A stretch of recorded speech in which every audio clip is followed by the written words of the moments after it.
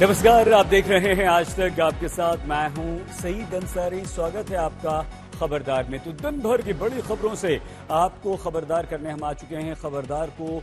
खबरों को अब खबरदार के लेंस से देखने का समय हो चुका है। आज खबरदार में हम प्रधानमंत्री नरेंद्र मोदी के मिशन जम्मू कश्मीर का रियलिटी टेस्ट करेंगे, क्योंकि धारा 370 हटाए जाने के बाद आज पहली बार पीएम मोदी ने जम्मू कश्मीर का दौरा किया और जम्मू कश्मीर के विकास से जुड़ी परियोजनाओं का नया पिटारा खुला। जम्मू के सांबा से आज पीएम ने पंचायती राज दिवस पर देश की 700 पंचायत सभाओं को संबोधित किया। साथ ही जम्मू कश्मीर में डेवलपमेंट का मंत्र दिया। हम आपको बताएंगे कि प्रधानमंत्री नरेंद्र मोदी ने आज जम्मू कश्मीर के विकास के लिए कौन कौन सी योजनाओं की नींव रखी और कौन कौन से प्रोजेक्ट्स का उन्होंने उद्घाटन किया। जम्मू कश्मीर में प्रधानमंत्री मोदी के विकास मंत्र के बाद अब हम आपको यूक्रेन भी लेके चलेंगे और पुतिन के विनाश मंत्र को डिकोड करेंगे। आप पिछले कई दिनों से सुन रहे हैं, देख रहे हैं कि जल्द ही रूस यूक्रेन युद्ध खत्म हो सकता है और पुतिन ज़ेलेंस्की के बीच मुलाकात भी हो सकती है। लेकिन अब जो खबरें आ रही हैं उनसे ये माना जा रहा है कि पुतिन जब तक डोनबास इलाके को यूक्रेन से अलग नहीं करेंगे तब तक यूक्रेन पर हमले जारी रखेंगे। पुतिन के ऑपरेशन डोनबास का खुलासा करने के अलावा हम आपको यूक्रेन से अपनी एक्सक्लूसिव ग्राउंड रिपोर्ट्स भी दिखाएंगे। आज का दिन जम्मू कश्मीर के लिए ऐतिहासिक दिन है। आज प्रधानमंत्री नरेंद्र मोदी ने धारा 370 हटने के बाद पहली बार जम्मू कश्मीर का राजनीतिक दौरा किया और जम्मू कश्मीर में विकास की रफ्तार को तेजी देने वाली परियोजनाओं का लोकार्पण और उद्घाटन किया। सांबा जिले के पल्ली गांव से पीएम मोदी ने जम्मू कश्मीर समेत देश भर की 700 से ज्यादा ग्राम सभाओं को संबोधित किया। 20,000 करोड़ से ज्यादा की विकास परियोजनाओं की नींव रखी। इस दौरान पीएम मोदी ने 3100 करोड़ रुपए से अधिक की लागत से बनी बनिहाल काजीगुंड रोड टनल समेत 3 रोड पैकेज की भी आधारशिला रखी। साथ ही दिल्ली कटरा एक्सप्रेसवे की आधारशिला रखने के अलावा पीएम मोदी ने पल्ली गांव में 500 किलोवाट के सोलर पावर प्लांट का उद्घाटन किया और रतले जल विद्युत परियोजना, क्वार जल विद्युत परियोजना का शिलान्यास भी किया। ये तस्वीरें हम आपको एक बार पंचायती राज दिवस के अवसर पर जम्मू के सांबा पहुंचे प्रधानमंत्री नरेंद्र मोदी ने जम्मू कश्मीर के विकास का विजन क्लियर कर दिया।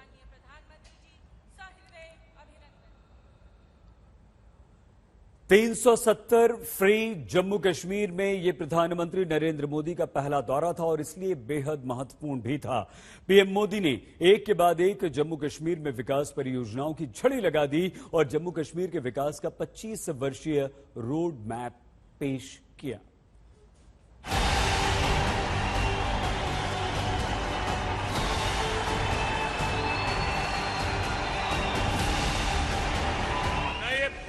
मेरे लिए नया है न मैं आपके लिए नया हूं, और मैं यहां की बारीकियों से अनेक वर्षों से परिचित भी रहा हूं, जुड़ा हुआ रहा हूं। जम्मू कश्मीर को धारा 370 की बेड़ियों से आजाद करवाने के बाद पीएम मोदी अपनी पहली जम्मू कश्मीर यात्रा पर पहुंचे तो उनका रेड कारपेट पर स्वागत हुआ। पीएम मोदी ने आज जम्मू कश्मीर पहुंचने पर अपनी इस ऐतिहासिक यात्रा का मकसद भी बताया। मैं जम्मू कश्मीर के नौजवानों को कहना चाहता हूं, साथियों मेरे शब्दों में भरोसा कीजिए। घाटी के नौजवान आपके माता पिता को, आपके दादा दादी को, आपके नाना नानी को जिन मुसीबतों से जिंदगी जीनी पड़ी, मेरे नौजवान आपको कभी भी ऐसी मुसीबतों से जिंदगी जीनी नहीं पड़ेगी। ये मैं करके दिखाऊंगा, ये मैं आपको विश्वास दिलाने आया हूं। मौका था राष्ट्रीय पंचायती राज दिवस कार्यक्रम का, जिसका आयोजन पहली बार जम्मू कश्मीर में हो रहा था। ये मौका इसलिए भी खास था क्योंकि धारा 370 हटने के बाद ही जम्मू कश्मीर में पहली बार पंचायती राज लागू हुआ। यहां के पंच सरपंच मुझे बता रहे थे कि जब यहां में एक कार्यक्रम का आयोजन तय हुआ तो सरकार के लोग आते थे, कॉन्ट्रैक्टर्स आते थे, सब बनाने वाले, अब यहां तो कोई ढाबा नहीं है, यहां तो कोई लंगर नहीं चलता है। ये लोग आ रहे तो उनको खाने का क्या करे? तो मुझे यहां के पंच सरपंच ने बताया कि हर घर से कोई घर से 20 रोटी, कहीं 30 रोटी इकट्ठी करते थे और पिछले 10 दिन से यहां जो भी लोग आए हैं सबको गांव वालों ने खाना खिलाया है। जम्मू कश्मीर पहुंचे प्रधानमंत्री मोदी अपने साथ विकास के परियोजनाओं की सौगात लेकर गए थे।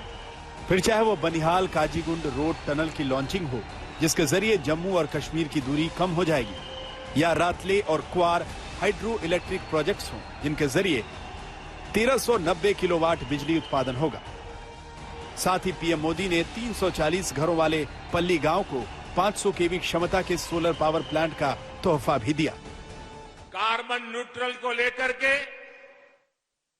बहुत सारे भाषण हुए, बहुत सारे बयान हुए, बहुत सारी घोषणाएं हुई, लेकिन ये हिंदुस्तान है जो ग्लासगो के संकल्प को आज जम्मू कश्मीर की एक छोटी पंचायत, पल्ली पंचायत के अंदर देश की पहली कार्बन न्यूट्रल पंचायत बनने की तरफ आगे बढ़ रहा है। पीएम मोदी की जम्मू कश्मीर यात्रा पर आतंकी साया मंडरा रहा था। पिछले कई दिनों से जम्मू कश्मीर में आतंकी घटनाएं तेज हुई थी। आज भी पीएम मोदी की रैली वाली जगह से चंद किलोमीटर दूर एक खेत में विस्फोटक बरामद हुआ, लेकिन पीएम मोदी ने बिना हिचकिचाहट अपना दौरा किया, क्योंकि वो जानते हैं कि उनकी प्राथमिकता क्या है। बीते 8 सालों में एक भारत श्रेष्ठ भारत के मंत्र को मजबूत करने के लिए हमारी सरकार ने दिन रात काम किया है। जब मैं एक भारत श्रेष्ठ भारत की बात करता हूं तो हमारा फोकस कनेक्टिविटी पर भी होता है, दूरियां मिटाने पर भी होता है। दूरियां चाहे दिलों की हो, भाषा व्यवहार की हो, या फिर संसाधनों की, इनको दूर करना आज हमारी बहुत बड़ी प्राथमिकता है। पीएम मोदी की इस यात्रा का मकसद जम्मू कश्मीर के विकास को पंख लगाना तो था ही, साथ ही जम्मू कश्मीर के लोगों में भरोसा जगाना भी था। पीएम मोदी विकास की बात भी कर रहे थे और विश्वास की बात भी कर रहे थे, और उन्हें लोगों का साथ भी मिल रहा था। 370 से आजाद हुआ जम्मू कश्मीर अब विकास की नई उड़ान भरने की रफ्तार पकड़ रहा है। बहुत अच्छी शुरुआत है। बहुत ही जो 3 टियर सिस्टम है उसकी शुरुआत बहुत अच्छी है। उन्होंने जो पंचायती राज को और मजबूत करने की बात की है, क्या कहेंगे आप? तो ये अच्छा स्टेप है, वेलकम स्टेप है। पंचायती राज सिस्टम को इन्होंने कहाँ से आए? हम कुपवारा से आए हैं। जी कश्मीर से? जी। पंचायतों को और सशक्त करने की बात कही है, कहा है कि गाँव में अब विकास होगा, पंचायतों को और मजबूत किया जाएगा, क्या कहेंगे आप? जी लगता है कि जहाँ मोदी साहब आए हैं और जहाँ कुछ होगा अच्छा, बहुत ही अच्छा हुआ। आज बड़ा अच्छा लगा, मोदी जी ने बहनों को विशेष महत्व दिया। उन्होंने कहा कि महिलाओं का कई बार जिक्र किया कि महिला अगर चाहे तो गांव की कायाकल्प हो सकती है। कहा है कि आदमी अधिक से अधिक जो है रिस्पॉन्सिबिलिटी महिला को दे दे, क्योंकि महिला को कोई भी रिस्पॉन्सिबिलिटी दी जाती है तो उस पर खरी उतरती है। क्योंकि महिला को एक आदत रहती है अपने घर संभालने की, बाहर संभालने, तो आज के टाइम में महिला जो है कुछ भी कर सकती है। मेरा नाम प्रियंका रहना चाहिए। आप पंच हैं कहीं से? नहीं, मैं रूरल डेवलपमेंट डिपार्टमेंट से हूँ। अच्छा, मुझे बताइए, आज जो उन्होंने महिलाओं की बात की, सशक्त करने की बात की, कहा कि महिलाएं चाहे तो गाँव की कायाकल्प हो सकती है, क्या कहेंगे? मैं उनकी बात से बिल्कुल एग्री हूँ। उन्होंने महिलाओं को, मैं उनकी बातों से बिल्कुल एग्री हूँ। उन्होंने महिलाओं को बहुत बढ़ावा दिया है ताकि कि महिलाओं को उनकी इनर वॉइस जो है वो आगे आए। उसमें कहेंगे कि उन्होंने बहुत ही अच्छा, हम पब्लिक के लिए बहुत ही अच्छा दिया। उन्होंने बड़े अच्छे कार्य किए हैं और उनको आज उन्होंने यहाँ पे प्रमोट किया है और बहुत अब जनता के लिए बहुत सोचा है, और खासकर हम लेडीज महिलाओं के लिए। और ये सिर्फ कहने की बात नहीं है, जम्मू कश्मीर की फिजाओं में इसका असर भी दिख रहा है। पीएम मोदी ने आज जम्मू कश्मीर की जनता से वायदा किया है कि विकास की इस रफ्तार को वो रुकने नहीं देंगे। केंद्र सरकार की योजनाएं अब यहां तेजी से लागू हो रही है, जिसका सीधा फायदा जम्मू कश्मीर के गांवों को हो रहा है। एलपीजी गैस कनेक्शन हो, बिजली कनेक्शन हो, पानी कनेक्शन हो, स्वच्छ भारत अभियान के तहत टॉयलेट्स हो, इसका बड़ा लाभ जम्मू कश्मीर को मिला है।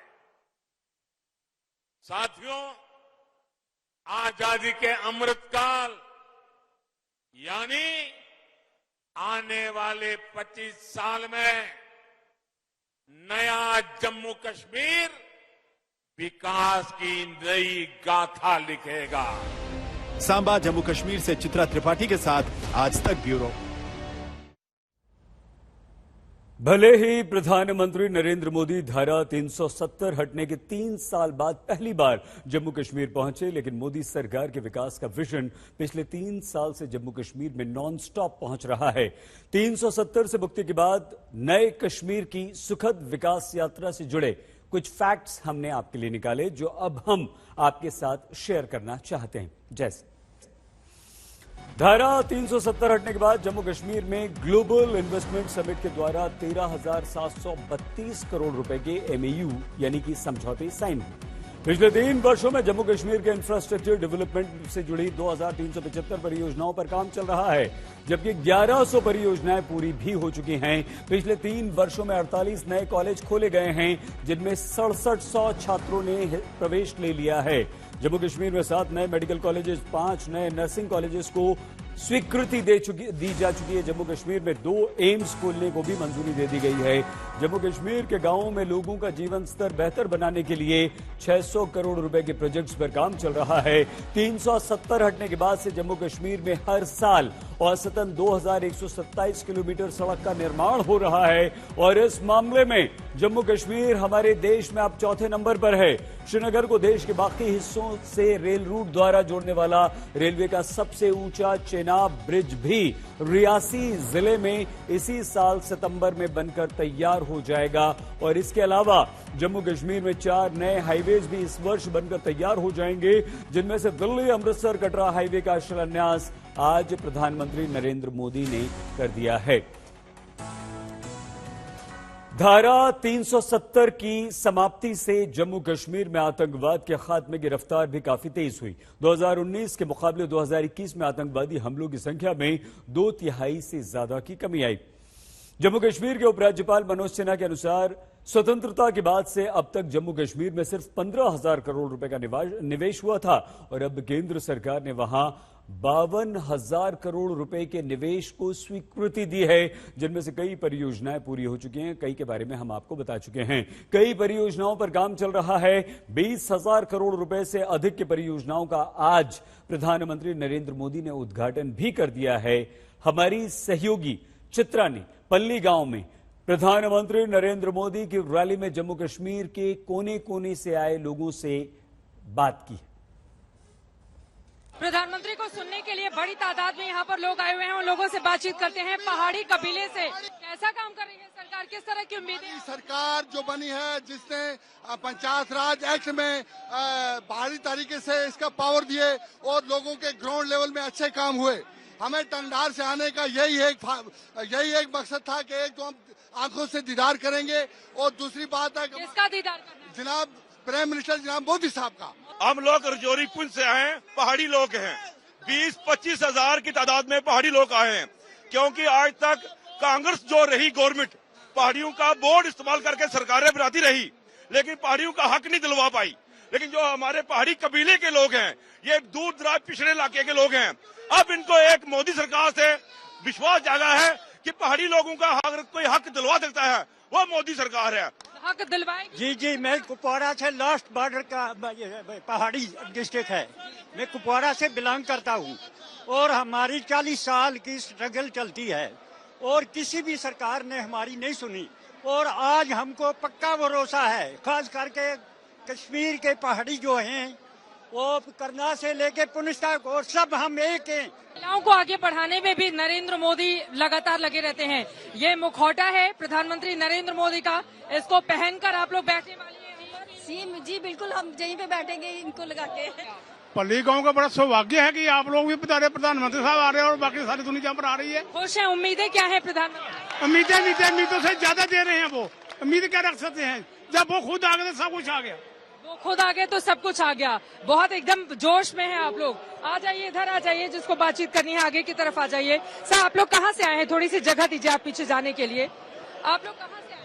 हम किश्तवाड़ से आए। अच्छा, यहाँ पर कार्यक्रम में शिरकत करने के लिए? जी जी जी। क्या उम्मीदें हैं प्रधानमंत्री नरेंद्र मोदी से? प्रधानमंत्री नरेंद्र मोदी से डेवलप की तो बहुत अच्छा काम कर रही है सरकार। अच्छा काम कर रही है सरकार, बहुत अच्छा काम कर रही है। ये मुस्लिम वर्ग को लेकर कहा जाता है सबका साथ सबका विश्वास का दावा ये लोग करते हैं, तो आप लोगों की उम्मीदों पर खरे उतर रहे हैं ये लोग? बहुत अच्छे उतर हैं हमारी उम्मीदों, जो अपने अपने मस्जिद पे कायम रहे, किसी को मस्जिद से कोई रोकता नहीं, सवाल ही नहीं। पर शर्त ये है कि मस्जिद पे कायम रहे कोई। पहले तो हम लोग खुद का मस्जिद पे कायम ही नहीं है, तो फिर मोदी जी को क्या बदनाम करेंगे हम? रोटी रोजगार सब कुछ मिल रहा है? सब कुछ मिल रहा है। मैं किश्तवाड़ से। किश्तवाड़ से आए हैं आप? किश्तवाड़ से यहाँ पर आ रहे हैं? किश्तवाड़ से ब्लॉक बांजवा, जो कि बहुत क्या करते हैं वहाँ पे आप लोग? जी, आप लोग क्या करते हैं? मैं सरपंच हूँ। आप सरपंच हैं? आप लोग सरपंच हैं? जी। अच्छा। सरपंचों को आतंकवादी निशाना बना रहे हैं, कई दिनों से इस तरह की खबरें लगातार आ रही हैं, तो सिक्योरिटी को लेकर आप लोगों की क्या उम्मीद है? हम चाहते हैं कि हमें सिक्योरिटी प्रोवाइड होनी चाहिए। यहाँ पर सारे लोग जितने भी हैं ज्यादातर सरपंच हैं। यहाँ पर आप कहाँ से आए हैं? मैं किश्तवाड़ से आया हूँ। किश्तवाड़ से आ रहे हैं? बोलें, खड़े होके बोलें। जी जी बताइए, प्लीज बोलिए। हाँ। किश्तवाड़ से आए हैं हम।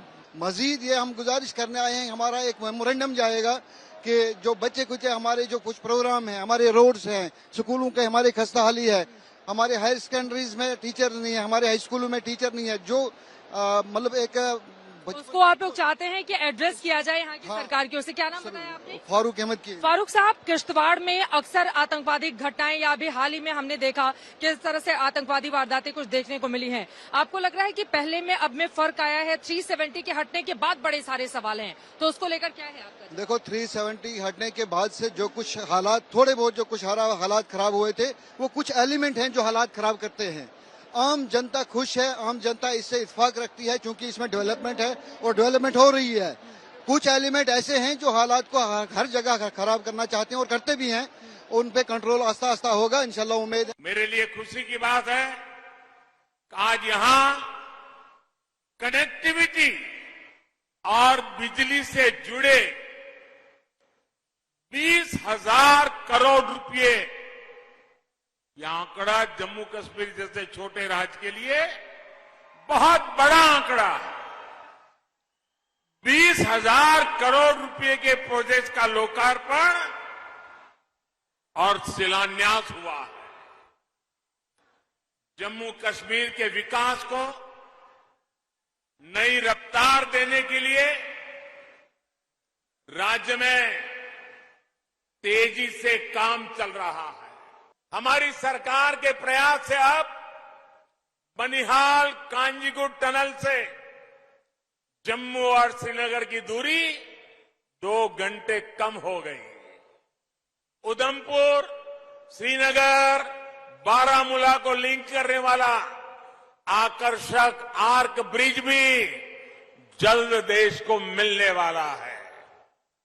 दिल्ली अमृतसर कटरा हाईवे भी दिल्ली से मां वैष्णो देवी के दरबार की दूरी को बहुत कम करने वाला है।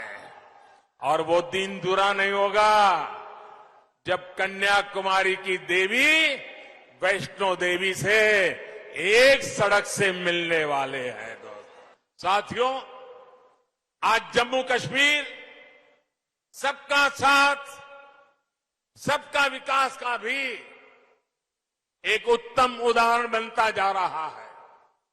राज्य में अच्छे और आधुनिक अस्पताल हो, ट्रांसपोर्ट के नए साधन हो, उच्च शिक्षा के संस्थान हो, यहां के युवाओं को ध्यान में रखते हुए योजनाओं को लागू किया जा रहा है। विकास और विश्वास के बढ़ते माहौल में जम्मू कश्मीर में टूरिज्म फिर से फलने फूलने लगा है। मुझे बताया गया है कि अगले जून जुलाई तक यहां के सारे पर्यटन स्थल बुक हो चुके हैं। जगह मिलना मुश्किल हो गया है। पिछले कई वर्षों में जितने पर्यटक यहां पर नहीं आए, उतने कुछ ही महीनों में यहां आ रहे हैं। अब खबरदार में हम बात करेंगे रूस यूक्रेन युद्ध की। 24 फरवरी को रूस की तरफ से शुरू हुआ स्पेशल मिलिट्री ऑपरेशन अब बढ़ता जा रहा है, यूक्रेन पर कहर बरपा रहा है और यूक्रेन इसे रूस की घुसपैठ बताता रहा। रूस की तरफ से थोपे गए युद्ध को कहता रहा, रूस इसे स्पेशल मिलिट्री ऑपरेशन बताता गया। शब्द चाहे जो भी चुना गया हो, युद्ध का परिणाम केवल तबाही और तबाही ही होता है। इस युद्ध को 60 दिन पूरे हो चुके हैं। इन 60 दिनों में हमने आपको रूस से आने वाली खतरनाक तबाही की तस्वीरें दिखाई हैं, बमबारी की तस्वीरें हम लगातार दिखाते रहे हैं, यूक्रेन की ग्राउंड रिपोर्ट्स दिखाई है। 60 दिनों में क्या नहीं दिखा, रिहायशी इलाकों में बमबारी, नरसंहार, सामूहिक कब्रें, रोते बिलखते विस्थापित बच्चे, बूढ़े, महिलाएं, सब कुछ। तो आइए आपको ड्रोन कैमरे की दृष्टि से यूक्रेन में युद्ध से तबाही की दर्दनाक तस्वीरें इस समय दिखाते हैं। तस्वीरें गवाह हैं, युद्ध को जब तक टाला जा सके उसे टाला जाना चाहिए, बातचीत से रास्ता निकाला जाना चाहिए, क्योंकि युद्ध के बाद की तस्वीरें हमेशा से बेहद बेहद दर्दनाक होती हैं।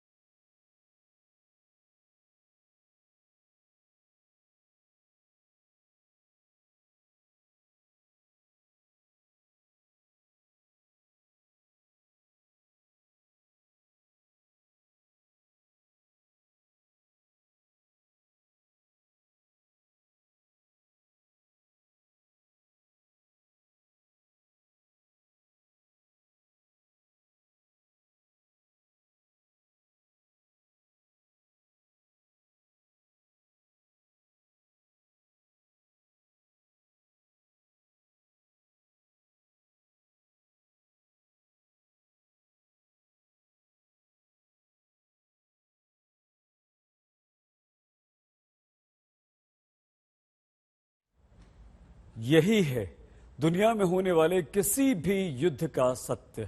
युद्ध में कभी किसी को कुछ भी हासिल नहीं होता, लड़ने वाले दोनों देशों को हासिल होती है तो केवल बर्बादी। यूक्रेन और रूस के बीच इस युद्ध को टाला जा सकता था, लेकिन शक्ति का भ्रम होने और शक्तिशाली होने में काफी फर्क है। 60 दिन में युद्ध में यूक्रेन को अपनी शक्ति का पता चल गया। कीव स्कूल ऑफ इकोनॉमिक्स की एक रिपोर्ट से यह पता चला है कि युद्ध में यूक्रेन को अब तक 5 लाख करोड़ रुपए से ज्यादा का नुकसान हुआ है। 60 दिन के युद्ध में अब तक यूक्रेन को 8,265 किलोमीटर लंबी सड़कों का नुकसान हुआ, यानी कि सड़कें पूरी तरह से तबाह हो चुकी हैं। सड़कें तबाह होने से यूक्रेन को करीब 2 लाख करोड़ रुपए से ज्यादा का नुकसान हो चुका है। और इसी तरह यूक्रेन की 4,431 रिहायशी बिल्डिंगें और घर पूरी तरह से तबाह हो चुके हैं, जिनको बनाने में खर्च करीब 1 लाख करोड़ रुपए का आया होगा। यूक्रेन में अब तक करीब 52,000 करोड़ रुपए के 8 एयरपोर्ट्स तबाह हो चुके हैं। 18,000 करोड़ रुपए के 138 अस्पताल पूरी तरह से बर्बाद हो चुके हैं। 11,000 करोड़ रुपए खर्च से ज्यादा बनाए गए 260 पुल तबाह हो चुके हैं। 378 कॉलेज खत्म हो चुके हैं। इन्हें बनाने में 5,000 करोड़ रुपए का खर्च आया था। 1,000 करोड़ रुपए से बने 165 स्कूल भी बमबारी की भेंट चढ़ चुके हैं। करीब 700 करोड़ रुपए में बनी 7 पावर प्लांट्स पूरी तरह से बर्बाद हो चुके हैं। एक न्यूक्लियर पावर प्लांट तबाह हो चुका है, जिसमें करीब 18,000 करोड़ रुपए खर्च आया था। कीव स्कूल ऑफ इकोनॉमिक्स ने कुल 18 श्रेणियां बनाई, जिनमें फैक्ट्रीज, मिलिट्री संस्थान, सरकारी बिल्डिंग्स में बर्बादी का खर्च जोड़ दिया गया और कुल मिलाकर 5 लाख करोड़ रुपए युद्ध की भेंट चढ़ गए। युद्ध में यूक्रेन के इंफ्रास्ट्रक्चर को यह अब तक का सबसे बड़ा नुकसान है, जिसकी भरपाई होने में दशकों मतलब कि कई सारे साल लगेंगे। फिलहाल ये नुकसान बढ़ता ही जा रहा है, थमता हुआ रुकता हुआ बिल्कुल नहीं दिख रहा। तो यूक्रेन युद्ध के पहले दिन से ही रूस का एजेंडा बिल्कुल क्लियर है, साफ है।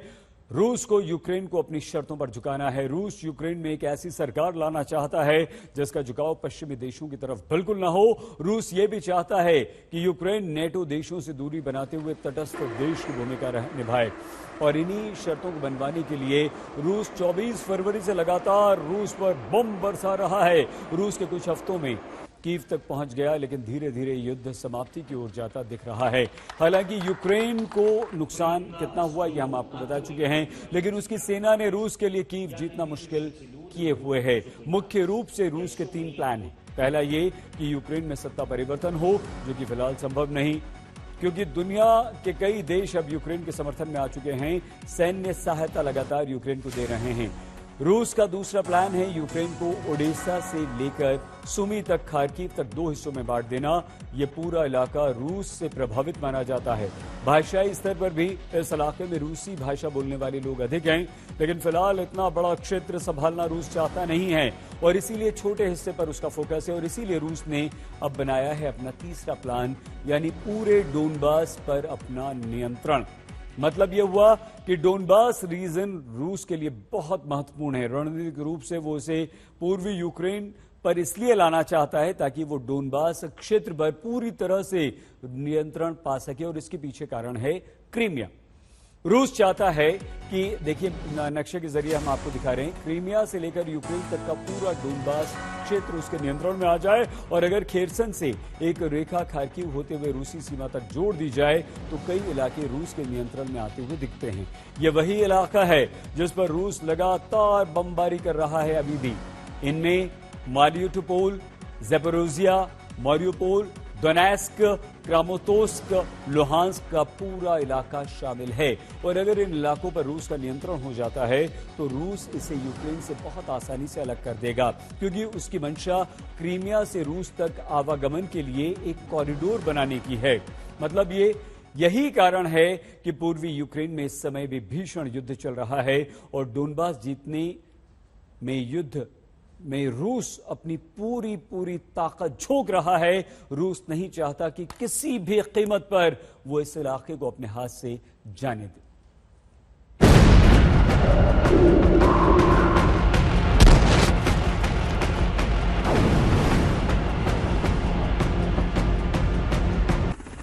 रूस के ताजा हमलों से यूक्रेन एक बार फिर दहल उठा। रूस के रक्षा मंत्रालय ने एक वीडियो जारी कर बता दिया कि जंग में विजय मिलने तक रूस रुकने वाला नहीं। रूस के लड़ाकू हेलीकॉप्टर्स ने उड़ान भरी और उसके बाद यूक्रेन के 11 ठिकाने तबाह हो गए। रूस के हमले यूक्रेन के राष्ट्रपति को यह बताने के लिए हैं कि उन्हें रूस के आगे झुकना होगा, लेकिन जेलेंस्की के तेवर अलग है।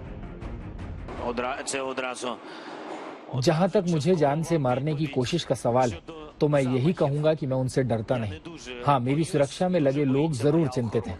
मेरा परिवार घबराया हुआ है, यही सच्चाई है। कीव में मेट्रो स्टेशन पर प्रेस कॉन्फ्रेंस के दौरान जेलेंस्की ने रूसी हमलों का जवाब अपने मजबूत इरादों से दिया, लेकिन रूस ने जेलेंस्की के मजबूत इरादों का जवाब भयंकर गोलीबारी से। ये हमले डोनबास में हो रहे हैं। यहाँ पर रूस ने अपनी होवित्जर तोपों का मुंह उस ओर मोड़ दिया है जहां यूक्रेन की सेना उनसे टकराने के लिए आगे बढ़ रही थी। डोनबास अब रूस का अगला टारगेट है। वो हर हाल में डोनबास में अपना कब्जा जमाना चाहता है। रूस का अपने कमांडरों को सीधा निर्देश है कि डोनबास जीतना है। वजह यह है कि डोनबास में वो एक लैंड कॉरिडोर बनाना चाहता है और इसके लिए उसे डोनबास चाहिए। ये हमले तब हो रहे हैं जब यूएन चीफ एंटोनियो गुटेरेस ने ईस्टर त्योहार की वजह से 4 दिन के लिए हमले न करने की अपील की थी। ईस्टर से पहले यूक्रेन में छुट्टियां होती हैं, लोग परिवार के साथ वक्त बिताते हैं, लेकिन इस हॉलिडे पर इन्हें 7 मिसाइलों का तोहफा मिला। एक मिसाइल तो एक रिहायशी बिल्डिंग पर गिरी जिसमें 8 लोग मारे गए। उन्होंने एक 3 महीने के बच्चे को भी मार दिया। रूस के हमलों में कोई कमी नहीं आई है। रूस ने बस अपना फोकस बदल लिया है। कीव पर कब्जे की लड़ाई लड़ रहा रूस अब पूर्वी यूक्रेन पर कब्जा चाहता है। इसमें भी वो कुछ खास इलाकों पर नियंत्रण पा रहा है। मारियुपोल इसी में से एक है। मारियुपोल में अब रूस का नियंत्रण है। मारियुपोल में अब सिर्फ एजोविस्टल स्टील प्लांट ही एक ऐसी जगह बची है जहां जंग चल रही है। रूस की सेना ने इसे पूरी तरह से घेर लिया है। इस प्लांट में न सिर्फ यूक्रेनी सैनिक छिपे हैं, बल्कि बड़ी संख्या में नागरिकों ने भी शरण ली हुई है। Так бы играли в телефон, но хочется домой, хочется солнце увидеть. Ой, какие котики, так, класс. Здравствуйте, мы тут это... Привет. Я увидел, что вы пришли. Вот хотел бы кое-что сказать. Давай. Мы вот очень хотим вернуться все домой, хотим вернуться живее, хотим увидеть своих родителей. Ну, не родителей. यहाँ शेल्टर लेने वाले बच्चों के ऐसे वीडियोस सोशल मीडिया पर भी वायरल हो रहे हैं। रूस से ये अपील की जा रही है कि वो इन बच्चों और नागरिकों को निकलने के लिए सेफ कॉरिडोर बनाए, लेकिन रूस की ओर से कोई जवाब नहीं मिल रहा। Штатів Америки. У мене буде зустріч з міністром оборони і з державним секретарем Сполученим Штатам з паном Блінкеним. Якщо будуть знищені наші люди в Маріуполі, якщо буде проголошено референдум, псевдореферендум в нових псевдореспубліках, Україна вийде з будь-яких перемовних процесів. Все це я говорю про зброю. Від Сполучених Штатів все покращилось. यूक्रेन के पास फिलहाल कोई रास्ता बचा नहीं है। युद्ध के 2 महीने में उसे इतना समझ में आ गया है कि जंग लंबी खींचेगी तो उसकी बर्बादी बढ़ती जाएगी। यही वजह है कि जेलेंस्की ने शांति के लिए पुतिन से बातचीत की अपील की है। यूक्रेनी राष्ट्रपति की ओर से बातचीत की पहल की गई है। मारियुपोल में अजोवस्टल प्लांट में फंसे लोगों को बचाने के लिए यूक्रेन ने रूस के आगे 3 शर्तें रखी हैं। पहली है ईस्टर के दौरान मारियुपोल में बमबारी रोकी जाए। दूसरी है नागरिकों को निकालने के लिए सुरक्षित कॉरिडोर बनाया जाए। और तीसरी शर्त यह है कि समझौते के लिए बातचीत का विशेष दौर शुरू किया जाए। Якщо будуть знищені наші люди в अगर रूस मारियुपोल में हमारे लोगों को मारता रहेगा, अगर वहां छद्म रिपब्लिक के बहाने झूठा जनमत संग्रह रूस कराता रहेगा, तो यूक्रेन इस बातचीत की प्रक्रिया से बाहर हो जाएगा। Україна вийде з будь-яких जेलेंस्की बिना झुके शांति की पहल करने की कोशिश कर रहे हैं और रूस जेलेंस्की के हार मानने से पहले हमले रोकने के मूड में नहीं है। मारियुपोल के अलावा खार्किव पर भी रूस ने फिर से हमले शुरू किए हैं। हमारे संवाददाता भी खार्किव में हुई शेलिंग में फंस गए थे। We are taking as we speak here. We have had to take cover now. You can see what's happening. Everybody is taking cover. Everybody is taking cover. Lalit is right there. This was an artillery fire. So we've just been told that this was a heavy artillery fire. अभी ये बहुत ही ज्यादा artillery fire आया है जैसे ही हम बात कर रहे थे और सबने कवर लिया था। बहुत तेज बमबारी की आवाज आई थी।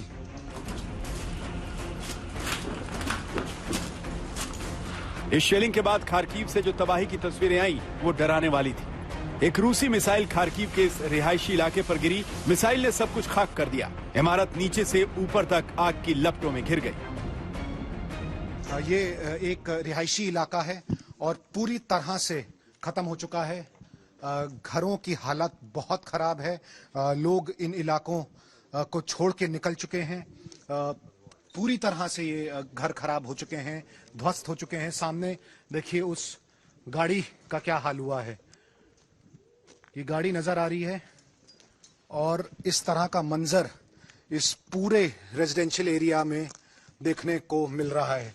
ललित, अगर ऊपर थोड़ा पैन करेंगे तो दिखेगा कि घरों की ऊपर क्या हालत हुई है। खास करके जो ऊपर के फ्लोर होते हैं उनमें बहुत ही बुरा हाल होता है जब शेलिंग होती है।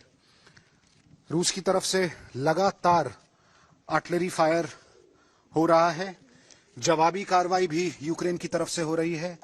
हालात बहुत ज्यादा संवेदनशील हैं। यूक्रेन की दिक्कत यह है कि वो शांति वार्ता से पहले रूसी हमले रुकवाना चाहता है। रूस इसके लिए तैयार नहीं है। अब इस जंग को रोकने के लिए यूएन महासचिव एंटोनियो गुटरेस 26 अप्रैल को मॉस्को भी जा रहे हैं। वो रूस से जंग खत्म करने की अपील करेंगे। दूसरी तरफ अमेरिका के विदेश मंत्री और रक्षा मंत्री कीव दौरे पर जा सकते हैं। अगर ऐसा हुआ तो बातचीत का रास्ता एक बार फिर अटक सकता है, क्योंकि अमेरिका यूक्रेन को जो सैन्य सहायता दे रहा है उससे रूस खफा है। कैमरामैन परविंदर के साथ खारकीव से मौसमी सिंह और अभिषेक भल्ला, आज तक। युद्ध क्षेत्र में रहना बहुत खतरनाक होता है, लेकिन आज तक के संवाददाता युद्ध क्षेत्र से ही जांबाज रिपोर्टिंग कर रहे हैं। किसी भी युद्ध में लड़ने वालों से ज्यादा बड़ा काम जान बचाने वालों का होता है।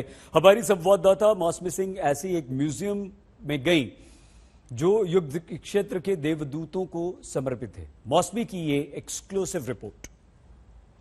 ये रॉकेट लॉन्चर्स, ये गोलियों का जखीरा कोई वेयरहाउस की पिक्चर नहीं है। जी हाँ, ये कोई मिलिट्री वेयरहाउस नहीं है। आप देखिए यहाँ पे कि किस तरह से कारतूसें नजर आ जाएंगी आपको, और अलग अलग वेपनरी है यहाँ पे, जिस तरह से रॉकेट्स के हिस्से हैं। ये पूरी जो नुमाइश लगी है वो यहाँ पे एक एग्जीबिशन के तौर पे याद रखने के लिए की गई है कि किस तरह से जो मेडिकल प्रैक्टिशनर्स है, इसीलिए आप देखिए यहाँ पे स्कैल्पल से लेकर सिरिंजेस सब नुमाइश में है। और लगातार इस युद्ध में जो ह्यूमैनिटेरियन कॉरिडोर की बात हो रही है उसमें कहीं ना कहीं रोल आता है मेडिकल प्रैक्टिशनर्स का।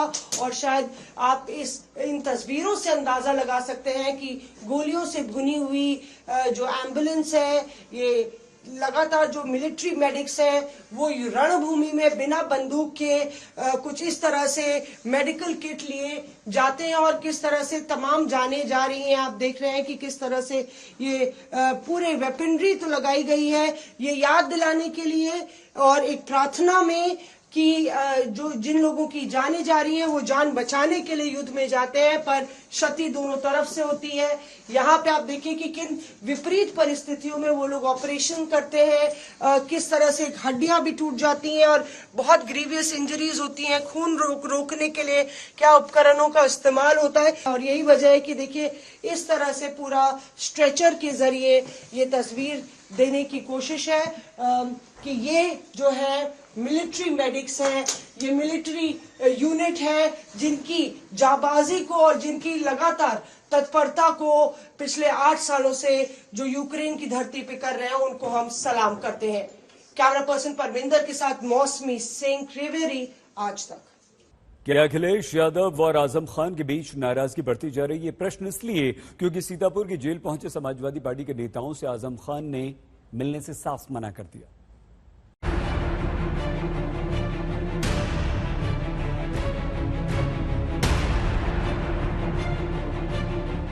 मेरी जानकारी में नहीं है कौन गया था मिलने। यानी जब आजम खान को लेकर समाजवादी पार्टी में खलबली मची हुई है, शिवपाल यादव के बयान के बाद तमाम अटकलें चल रही हैं। बार बार आजम खान की नाराजगी की बात सामने आ रही है, तो ऐसे दौर में भी अखिलेश यादव को ये नहीं पता कि उनकी ही पार्टी का कौन सा नेता प्रतिनिधि बनकर सीतापुर की जेल में आजम खान से मिलने पहुंच गया। मेरी जानकारी में नहीं है कौन गया था मिलने, मेरी जानकारी में नहीं है, क्योंकि मुझे यहाँ पर इस गांव में आना था। मुझे जानकारी नहीं है कि कौन मिलने गया था।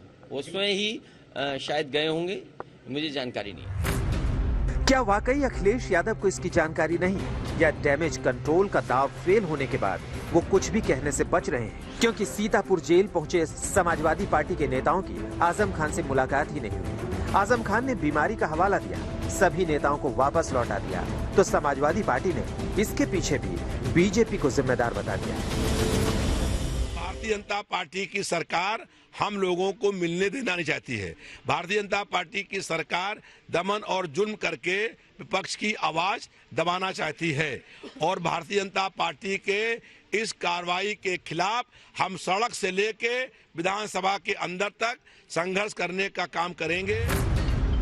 बताया जा रहा है कि शिवपाल यादव की आजम खान से मुलाकात के बाद समाजवादी पार्टी हरकत में आई है। अब तक नेताओं की नाराजगी को हल्के में ले रहे अखिलेश यादव डैमेज कंट्रोल में जुट गए हैं। शिवपाल यादव ने आजम खान को लेकर सीधे समाजवादी पार्टी पर सवाल उठाए। आजम भाई के प्रति समाजवादी पार्टी को संघर्ष करना चाहिए था, आंदोलन करना चाहिए था। नेताजी की अगुवाई में लोकसभा में भी, जबकि आजम भाई लोकसभा के सदस्य भी थे, तो ये बात रखनी चाहिए था। समाजवादी नेताओं से आजम नहीं मिले तो बीजेपी ने भी इस पर तंज किया। आजम के बहाने इशारों में अखिलेश यादव पर हमला किया। वहीं समाजवादी पार्टी के नेता ऐसे आरोपों को गलत बता रहे हैं। आजम की रिहाई को लेकर अखिलेश की साइकिल यात्रा की याद दिला रहे हैं। समाजवादी पार्टी के राष्ट्रीय अध्यक्ष जी वो आदरणीय आजम खान साहब से मिले भी, गए भी थे, उनसे जेल में भी उन्होंने मुलाकात किया। उन्होंने आदरणीय आजम खान साहब की रिहाई के लिए, उनके साथ हो रही नाइंसाफी के लिए उन्होंने रामपुर में उनके यूनिवर्सिटी से ही उन्होंने एक साइकिल यात्रा हम सब विधायकों को साथ लेकर के चलाई थी। सबसे पहले आजम खान के प्रवक्ता फसाहत खान ने अखिलेश के खिलाफ मोर्चा खोला था। आजम के बहाने समाजवादी पार्टी पर हमला बोला था। शिवपाल ने सियासत को आगे बढ़ाया और अब आजम के रुख ने समाजवादी पार्टी की टेंशन बढ़ा दी है। लखनऊ से समर्थ श्रीवास्तव के साथ आज तक ब्यूरो। खबरदार में आज के लिए बस इतना है। आप प्लीज अपना बहुत ख्याल रखिएगा। देखते रहिए आज तक।